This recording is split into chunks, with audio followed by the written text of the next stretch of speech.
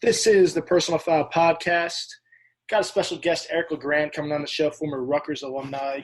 Thanks for coming on, Eric. Hey, thank you for having me. Yes, very happy I got you on, to go over your story and everything. Where can people reach you? Where can people find you on Twitter, Instagram, all that good stuff? Where can people hear you? Well, you can go on my Twitter and my Instagram are at Eric LeGrand 52. That's EricLegrand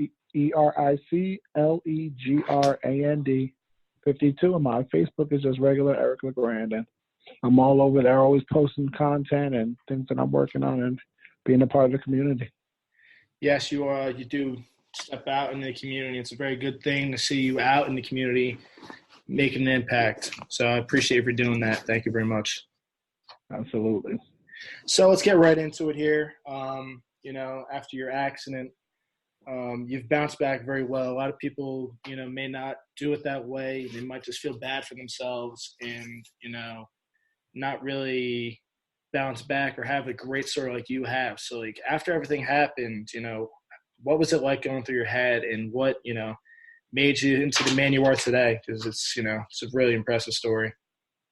Yeah, it's very interesting, from the time I was laying down there on that football field to the support that I gained right away honestly helped me from the very beginning.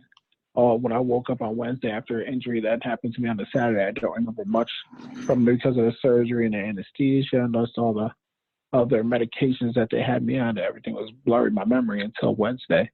When I woke up on a Wednesday, I woke up to a room that was filled with a bunch of just signed hats, jerseys, postcards from all these different teams, and then all these postcards from people around the world. It honestly inspired me from the get-go. It made me realize, wow, I got to fight. I got to continue. I got all these people that are here wishing me well, praying for me, doing this, doing that, thinking about me. I can't give up.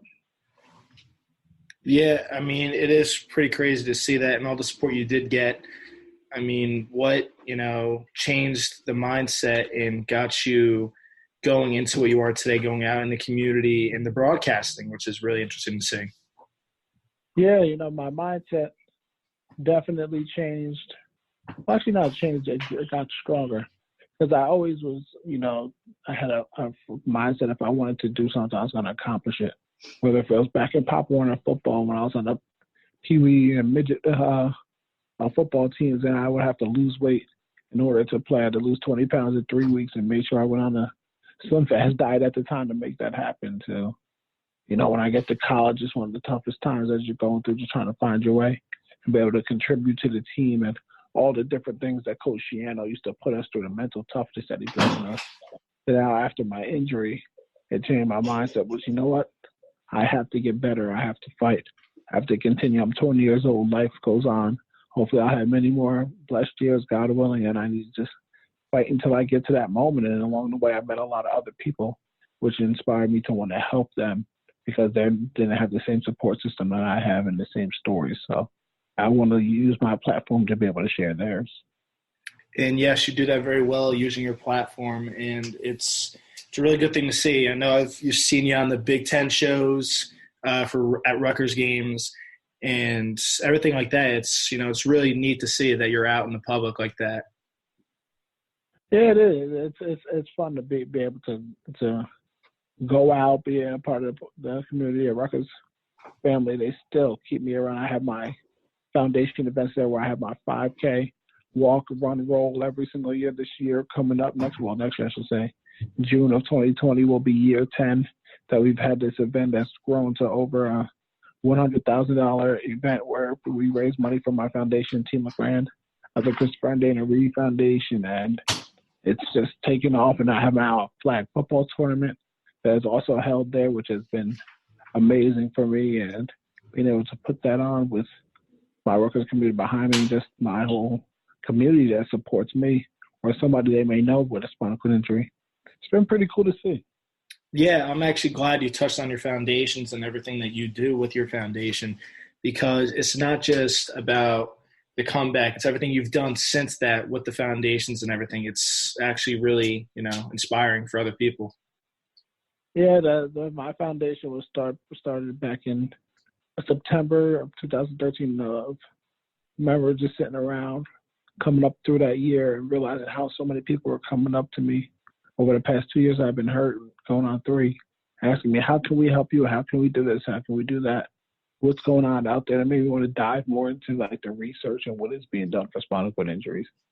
And I remember the Christopher and Dana Reeve Foundation that approached me from the very beginning about the injury, and if I needed anything education-wise, just on the spinal cord injury, what can they do for me, supporting me through that, if I needed somebody to talk to.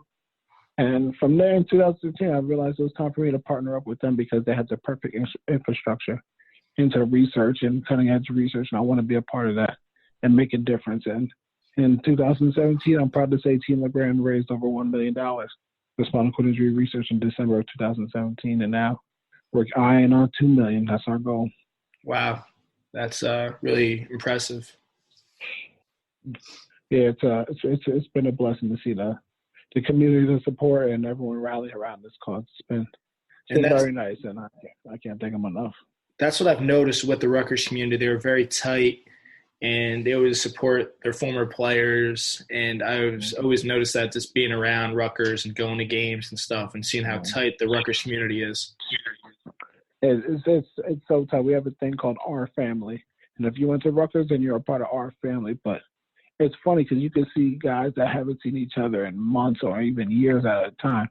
And when we get back together, boom, it's like a connection where we all just start laughing, joking around, playing around with each other, seeing how each other's life is going, if we need anything. And as soon as one of us throws an event, you know you're going to get some type of Rutgers turnout there. You know, it's just every event that goes on, you'll see it, that a former Rutgers football player puts on, you'll see somebody else there as well from either their team or when they played or even years after they played. It's just the support and love what we had to know what we've gone through, what we've been through and overcome over at Rutgers. Yeah, I'm glad you touched on that with the former players meeting up and getting together and staying close, because I'm having Kevin Malice on in a few weeks, and I know how close he is with the McCourties and seeing how well they're doing, and that Kevin and them are all still close, and just how tight the Rutgers family actually is. Kevin Malice is the man. You know, I got to play with Kevin for 1 year. He was, I believe, a redshirt senior my freshman year, and I don't know if you know, but his brother actually had a spinal cord injury. Yep, he's actually my neighbor. Ryan's my neighbor, actually. Wow. Small world. Yes. He has had a spinal cord injury, and just to see the amount of support that Kevin, you know, gives to him and what I believe in is very near and dear to his heart. So he comes to as many events that I put on as possible, and just is out there doing whatever I need him to do. And, you know, working now at Malcolm Sports, actually, him and the guy, Pat Capper, who's the CEO there, helped me get my T-shirt line up and running. So Kevin Malice, he represents our family to the fullest. Yes, he is, and he's a great guy. And just to kind of go off Rutgers a little bit, I know we've seen stuff in the news lately with Rutgers. I know it just happened over the weekend, head coach Chris Ash being relieved of his duties. And what's your take on Rutgers? I know ever since they joined into the Big Ten, their first few years in, they actually held their own. They beat Michigan. I watched that game. You know, Rutgers have held their own when they first joined the Big Ten, but ever since they've been struggling to get these students from Jersey and stuff with Penn State, Michigan State coming in and grabbing some of these kids. What do you think needs to happen with Rutgers to get this stuff back on track? Well, one thing I got to say, I know it's been a struggle over there, but I have to say, first off, that Coach Ash was nothing but a class act to me, my family, everyone that I ever brought around there. He always made sure that he came to say hello, get to know whoever I brought around. Whatever I needed, he was there for. He supported, he came to my events. His wife, the kids, they've been at my events. So, you know, as a person, you're sad to see him go because of a person that he is. But something needed to happen, and they needed to make a change. They needed to go in their separate ways. And that needed to happen. And now I believe a lot of families obviously believe that as well. So now it kind of brings in some rejuvenated air and a new start, like a fresh beginning. And people are excited for that. And they need to bring in the right guy, whether it's a little birdie like my former coach, Greg Schiano, or if it's somebody else. They got to be able to recruit New Jersey. They got to be able to sell their vision. But also the main thing before you sell it, you got to believe in that vision fully and not make up a vision. And that's what I'm really excited to see. with how this coaching carousel turns out and what Pat Hobbs is going to do. Yeah, I was just going to say, I'm glad you touched on Schiano. I know that was your former coach, great success at Rutgers before he went to Tampa Bay and everything like that. But I would really be interested to see Greg Schiano back. I know there's rumors about him possibly coming back to Rutgers. I think it would actually be a great fit. If Coach Schiano came back, I'm not going to lie to you. I will be very happy. You know what I mean? That's my guy. He's made me into the man I am today. He took me in as a 17-year-old boy at the time, going to turn on 18 and turned me into a man. And he stuck by his word that he said to me when he recruited me. He treats all of his players like they're his kids.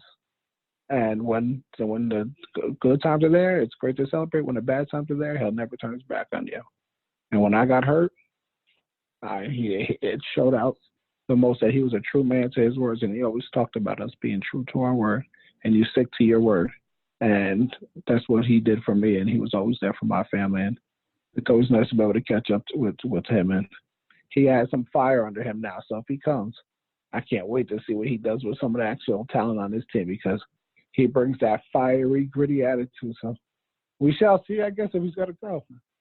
Yeah, we will see. I know Rutgers does have some talent there. I like the sophomore quarterback Sikowski there. I like Blackshear a lot. I think he's got a lot of talent on the offensive side of the ball. And it's just they got to keep these kids in Jersey. That's the issue, I think. You got some of these bigger schools coming in and taking the Jersey talent away from Rutgers. And they just got to find a way to start bringing some of these kids in. Yeah, if they could find a way to keep these guys here, like I said, selling the vision. And I remember when Coach Schiano used to come recruit me. When he comes into the room, it's just that presence that he has where, this guy means business. This guy is ready to win. This guy believes in what he's preaching to me. I was a recruiter. I got the pitch sales before from Florida and other different places, Notre Dame. And I've heard that there was nothing more sincere when Coach Schiano came into a room and showing me what he was building. At the time I was being recruited was that 05 when they went to a bowl game, 06, the whole crazy game versus Louisville, 07 when they upset number 2 South Florida. Yep. So I was there. I was a junior in high school. I was at that game watching. So, yeah, I don't think I was going anywhere, especially since I lived 20 minutes away. There was no way I was going anywhere else but Rutgers. Yeah, and as you did touch on with the winning of Schiano, I think it would help seeing him come back, that he's won with this program already. I mean, now that you're in the Big Ten, he wasn't in the Big Ten when he left here. So now that he's in the Big Ten, he's already won before with Rutgers. I think that would help build, something. As you did say, it starts from the foundation, and he's already had a great foundation when he was here at Rutgers. Absolutely. It's definitely going to grow. And watch it, like you said, Coach Schiano, he's already been here winning. I know he wanted to be in that Big Ten, and he has that opportunity now to be in that Big Ten and take over. And I can only imagine some of the recruits he'll be able to get, because people know that man, and they respect him, and they know that he's very sincere and to the point, and he's going to get the best out of you every single day. It is not easy. It is not always fun playing for him. But when you leave from playing for him, you're a better man. You've been challenged in all these different ways and aspects of your life, mentally, physically, emotionally, and you're going to come out very, very strong and a good person in the community or a great NFL football player like he's been able to produce. Yeah, and as you did touch on, I'm glad you did touch on that. It's not just about the football players. You're seeing guys out in the community just like yourself, guys like Kevin Mouse, the McCourty twins, Kenny Britt. They're all great guys, former Rutgers players that were under Schiano. And you're seeing them be guys just in the community, not just athletes and players. They're out in the community making differences. Exactly. Most of them you'll see will have a foundation. They're doing like the McCourty twins, Logan Ryan, Deron Harmon. They're giving back to the community, believing in the causes and knowing how blessed and fortunate they are and how hard it took, or how much hard work it took to actually get into that position. And to be in that position and not be like, all right, I'm just going to enjoy myself. No, but serve others and give back to others. And that's some of the things that we were taught. Yeah, and it's kind of crazy to think, as you did touch on how gritty and tough Greg Schiano was as a coach. A lot of those Rutgers guys are in New England with Bill Belichick, who is a gritty coach and fires his guys up and is very tough on them. It's kind of crazy to see a lot of those Rutgers players as you did touch on with Logan Ryan, Harmon, the McCourties, all being successful in New England. And that's because they have kind of almost the same mindset. That, you go out there, you do your job, you focus on what needs to be done. You focus on the little details. You don't leave them out. You don't skip around them. And you make sure that you cover every single round of that football and educate your players as much as possible. And I'll never forget Bill Belichick saying, Kevin McCourty is the smartest draft player I've ever drafted before. And that's Bill Belichick, the greatest coach of all time, saying that. And it's the truth. Devin McCourty back there is insane. He knows it all. And he learned that from Coach Shiano. Yeah, and he's off to a great start this season. It's kind of pretty sweet to see both those guys together in New England as much as he's killing it, man. Killing it. Don't say sweet. He's killing it. He had 4 catches in the first 4 games, man. Yeah, he's been dominating there in the secondary. That defense looks stout this year for Belichick in New England, man. Yeah, they're causing a lot of issues and a lot of problems for a lot of teams right now, and it's kind of scary because we know usually they start off a little bit slow and then they gain the ground. If they sustain this throughout the entire football season, it's going to be pretty damn scary. Yeah, they're only going to get better. And as you did touch on, they are usually a slow team in the beginning of the season because you hear it every year. I feel like it's something every year you hear, except for this year. Brady lost it. New England out of it now. They lost 3 games in September. No, it's the same story. Stop trying to get to the story. When at the end of the season, they're always going to be there and dominate. Like they always do. Exactly. It's the truth. With New England, there's always people. As soon as they lose 1 game, it's like, they lost 2 games in a row. 3 games. It's all. That's that. That's when you know you're great. When you have people, as soon as you lose a game or 2, everyone's ready to be like, it's over with. That's when you know you're really at the top. Because when you're at the top, everyone's coming at you. It doesn't matter if it's teams, it's going to be the media, everybody. And that's when you know New England's truly at the top, even though I'm a die-hard Denver Broncos fan, and I am suffering right now with football. So it's been rough for your kid, for your boy over here. It's been real rough. Yeah, that was a tough loss yesterday. Fournette dominated the ground game for the Jags. Ugh.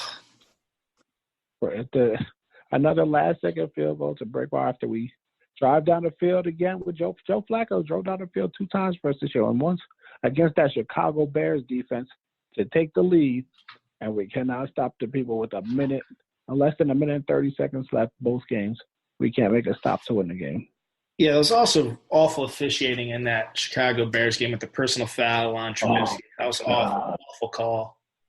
We got one yesterday on Von Miller.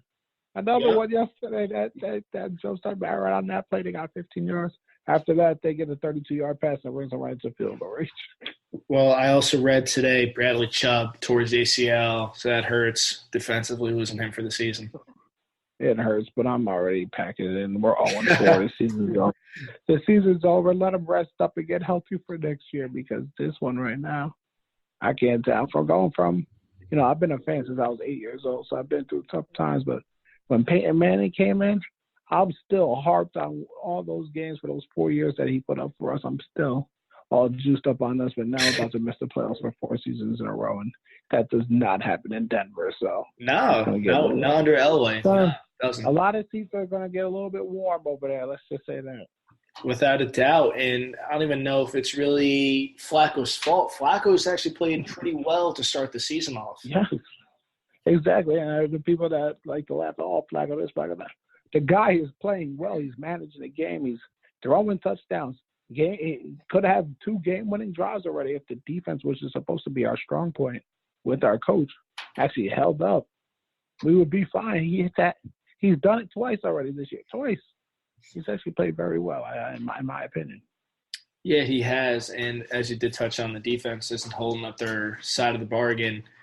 And you're seeing that very similar stuff in the NFL this season. You're seeing great defenses with a little iffy offensive, little iffy offenses like you are in Chicago. It's kind of reminds me of those Denver teams where Peyton dominated early, but that last Super Bowl there, Peyton struggled and just kind of don't turn the ball over, don't give them chances to take advantage. And the defense held up, and Vaughn dominated that game. Oh, my Lord, dominated. Talk about a man crush right there. I fell in. I already was a big fan of his, but I fell head over heels after that game, 2.5 sacks for the Super Bowl. And like you said, towards the end of Peyton's career, he was just managing the game and making sure he didn't turn over the ball. We had a nice running game with C.J. Anderson back then. It was just a well put together team with a very, very, very good defense. I believe it was run under Wade Phillips. And we just have not been able to get there ever since we parted ways with John Fox and Gary Kubiak got sick. Wade Phillips left, and it's just been bad, man. It's been bad. Yeah, it's kind of weird to see. I guess you could say New England has everything all together, defensive and offensive. But you see these dominant defenses like the Bears right now, the Jags 2 seasons ago, and they're just missing that last piece on offense. That quarterback is so key, and you're seeing it now. I know Trubisky just got hurt. Trubisky's a game manager. You cannot have this guy go down and win you a game. He just won't do it. You saw it with Blake Bortles in Jacksonville. Just imagine these defenses with a legit offense, how dominant they would be, because the defenses are stout in a league that's offensive. It is insane to see how stout some of these defenses are, like Chicago, dominating yesterday. Absolutely. And I want you to hear me out here because I know this is going to happen. And I'm worried about it, terrified actually, because I can see this being like the New England and AFC East now going to the AFC West. Patrick Mahomes with the Kansas City Chiefs, they're going to sign him to an astronomical deal, which he's going to get. But he has proven that he can make his weapons work, whoever's out there, because Tyreek Hill is not out there. They lose Kareem Hunt, but these guys don't miss a beat. You can obviously tell it is Patrick Mahomes. Imagine now they start really, really working on their defense and signing guys in the offseason and drafting with their draft picks to be defensive guys. If Kansas City gets a defense, I'm just going to stop becoming a football fan. I'm just not going to watch anymore. They are ridiculous. They are ridiculous. Especially that it's in your division. That's what I'm saying. I can see them running the division like Brady runs the AFC East. I can see that happening, and it's my worst nightmare. Yeah, it is kind of crazy to think. And I'm glad you touched on that too with Hill being out and how Mahomes is able to make his receivers around him better. And I saw firsthand in Denver. I was at the Giants-Denver game when Peyton was a quarterback in Denver, and he got Eric Decker paid. You saw Eric Decker with the Jets, and as he went to Tennessee and started bouncing around, he was not even remotely close to what he looked like in Denver. And he can thank Peyton Manning for that paycheck. And you look at Tom Brady playing with really, I want to say bums, but not the greatest wideouts in the league. He had Randy for those few seasons. He had Wes Welker, Gronkowski, but Gronk was always hurt, never really had him in the playoffs. These quarterbacks make them better, as you touched on, like Mahomes making his wideouts look really good. Without a doubt, it's the quarterback play. You can say all you want about the guys around, but the guy who touches the ball every single play is the quarterback, and he makes the engine run. And what he's able to do is distribute the ball, read defenses, get other guys involved, and like you said, get other guys paid. Peyton Manning got Eric Decker paid, and I knew once he left Denver that it was not going to be the same career for him anymore. Demaryius Thomas, he was a very good wide receiver for us. With Peyton Manning, he looked like an all-pro wide receiver. After he left, it just wasn't the same. It's the way that the quarterback position is, that the way that they know how to read the field, find guys, know what the strengths of their guys are, and having execution and like that swagger about you where you go out there and get the job done. When Tom Brady, you look him in the eye in the huddle, you are afraid to drop that ball. You look Peyton Manning in the eye in the huddle, you're afraid to drop the ball. And Patrick Mahomes has now proven and shown what he can do. If you mess up for him, it's on you. It wasn't on them. It wasn't on the protection. It's on you.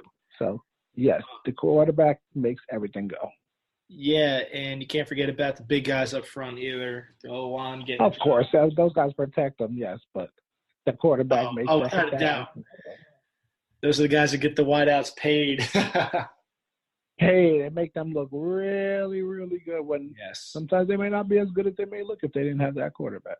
Yeah, you could definitely tell the standout guys, as you did touch on with Demaryius Thomas being very good with Peyton Manning, all pro like, and you're seeing him bounce around now in New England, the Jets. He's, can't really find a home now. Yeah, I understand how it works, and I understand what the GMs understand how these teams work, but actually being able to find a QB that can get it going like that is it's pretty hard. And I believe the Jacksonville Jaguars, they passed on Deshaun Watson, and they passed on Mahomes because they thought Bortles was their guy. And Now look at them, yeah, and they're reaching. but They actually now signed Foles. they got Foles, and now Minshew's down there with his Minshew magic, and I saw it front hand, so I'm not even gonna put the Jags in that category no more because I'm still pissed off. I mean, you could really take a shot and just keep kicking Trubisky while he's down and go Chicago. Yeah. Chicago traded against nobody. They traded up one spot to get Trubisky and watch Watson and Mahomes go after. Yes, I know. Imagine what they're saying there right now. It's crazy how that happens because just think about it now. I know it's only been 2 games for him, but everyone knocked the Giants with Daniel Jones, and right now he's giving hope to that franchise. Like, wow, we might have something here, even though Gettleman, I don't agree with a lot of stuff that he's done over there, and everyone on the Giants pretty much hates him. But I say he might. I got to give credit where credit's due. He might have gotten this one right. And we'll see. Well, that's to see because it's only been 2 games. But I think Daniel Jones looking pretty sustainable back then. He's giving that Giants fan base, wow, you got something. Imagine that. Having a quarterback for 15 years and then the next guy that comes in there, again, is boom. Just like the Indianapolis Colts when Peyton Manning was there for all those years and then boom, Andrew Luck comes in there. It's just I love franchises that's able to just replace a quarterback like that instead of the revolving door in Denver like we have. Yeah, it's really crazy to think, that they went from Eli to possibly Daniel Jones here. I was actually at the first game yesterday, his home opener yesterday against the Redskins, and I was praying to see Haskins. I was tired of seeing Case Keenum in the Redskins. The season's a wash, but I think Haskins has a lot of talent too out of the Ohio State. And I know people were talking about him to the Giants over Daniel Jones at the University of Duke. And the Giants might have got this one right, as you did touch on so far. It looks like they might have. And I just don't think Haskins was put in a good situation yesterday. As much as a fan, as two really bad teams playing each other, I wanted to see Haskins play, and I'm glad I got my wish because you saw some of the talent he has. But, oh, my goodness, tossing a kid in that situation with no wide receivers, no O-line, it just was a bad spot, and nice job by Group. Jeez Louise. My God, that you can't. It is tough to throw that kid in there, and that's something that you really can't do. But they had no other choice. Case Keenum wasn't doing anything, so they said, "Hey, let's see what the rookie got if he has some magic in him." But you can't go when you grade the film. You can't be like criticizing this and that because you got to realize who he's out there with and what's going on. And like you said, you saw some things from him, and then there's other things where he's a rookie. He's got to learn, but he definitely has talent. We know that he can be accurate. He just has to learn offense, learn his receivers more. But I'm not going to discredit Daniel Jones right now because he found a way to make it happen, and he doesn't even have Saquon Barkley or Odell Beckham on that side with him right now. Yeah, he's seemed to have found a groove there with Sterling Shepard from the University of Oklahoma. And now he's getting Golden Tate back after his PED suspension. He's getting him back this week as they host the Minnesota Vikings next week. It's going to be very interesting to see because the Vikings have a very good defense. And, he's getting Tate back. He's seemed to find a groove also with Evan Ingram, who's seemed to be his guy at tight end, which I don't even call him a tight end. He's a big wideout is what he is. He's a freak. He's a specimen that can run, jump. You see the one-hand catch versus Tampa Bay. Oh, my goodness. That was insane. That was insane. Reaching backwards, going across the middle and snaps it from one hand. You don't see that happen. Usually you see that sail and goes incomplete or somebody picks it off. And then he was able to catch that and be able to go up the field. And he runs, 4.4, 4.5. Oh, it's insane how fast he is. You're not going to catch him. So they're developing their weapons. And once Saquon does come back healthy, they can keep on getting Sterling Shepard going, Golden Tate coming, Evan Ingram, Daniel Jones. It's going to be actually fun to watch these guys. And, Golden Tate's a little bit older, but Sterling Shepard's still right in his prime. And hopefully Saquon Barkley can play for many years. Daniel Jones, you got some young guys now in there, Evan Ingram, that you can develop and see what that team could be in the next few years. Yeah, if they just figure it out defensively. I know they drafted Baker and Dexter. They need everybody. Put everything on defense. Everything on defense. Pretty much, yeah. And just got to keep the O-line intact. I know they brought in Solder from New England. And, so far the O-line seemed to give him some time back there. But, yeah, it's very interesting to see what that division is going to be like. You got Dallas, Wentz, and the Eagles, Prescott, Haskins, Daniel Jones. That division is going to be young and vibrant for years to come.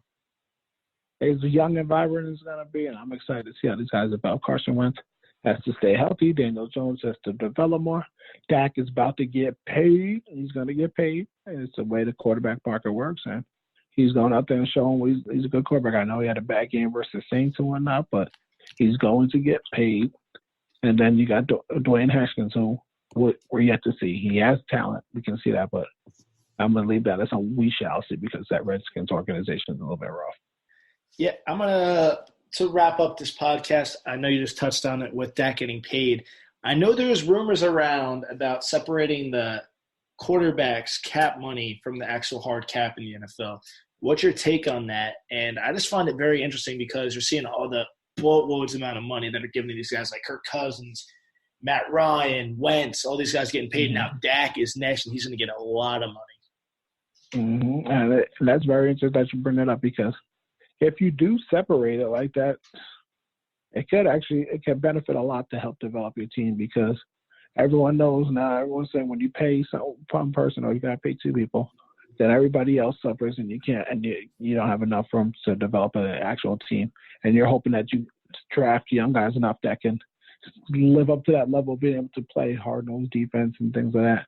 So if they separate the cap with the quarterback and then let everyone else have their own different cap besides that hard cap on the quarterback, that could be something. That could really be something. I would love to see how teams then approach the offseason and how much money they're going to start throwing at other guys and trying to fill those different positions, not having to worry about that the salary cap of the quarterback's money hitting into your salary cap and affecting on what else you can do. Yeah, and I think it would help the league too. I know the CBA is coming up. I think after the end of this season or next season. I think it's this. But it definitely would help out the league, I think. Clearly, you think the owners want to be spending all this extra money on quarterbacks, and then you have another thing, a cap. Not sure how that's going to work. But it will help keep talent in some of these locations. Because, you got Dallas that's going to have to start making some big decisions coming up here. I know they paid Smith. Cooper's got to be paid. They paid Zeke. Prescott's going to get paid.